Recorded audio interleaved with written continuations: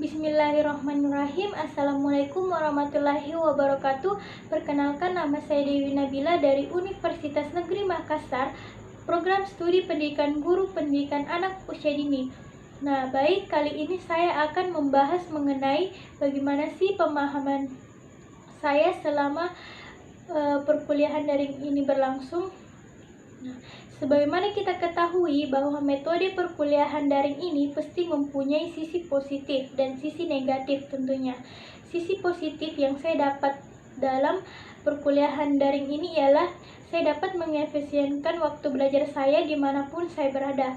Selain itu, saya dapat menambah wawasan saya mengenai literatur online, karena dengan bentuk perkuliahan daring ini pasti akan melibatkan saya dalam hal bahan bacaan secara daring. Nah, untuk mencari bahan bacaan secara daring itu sendiri tidak memungkinkan untuk saya untuk mencari di perpustakaan. Maka dari itu saya harus memahami perpustakaan online seperti e-book, iPusNus, dan Google Playbook, dan beberapa website ilmiah, jurnal ilmiah di Google.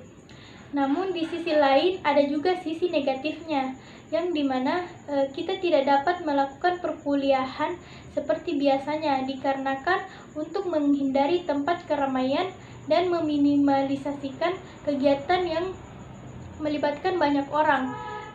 Selain itu, dengan adanya perkuliahan daring ini juga tidak sangat efisien karena tidak semua materi perkuliahan dapat diserap secara online. Jadi harapan saya semoga pihak kampus dapat menyiapkan fasilitas yang memadai, tentunya untuk agar membuat perkuliahan online ini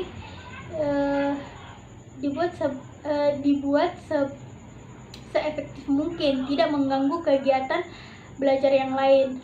Mungkin itu saja yang dapat saya sampaikan. Kurang lebihnya mohon dimaafkan. Wassalamualaikum warahmatullahi wabarakatuh.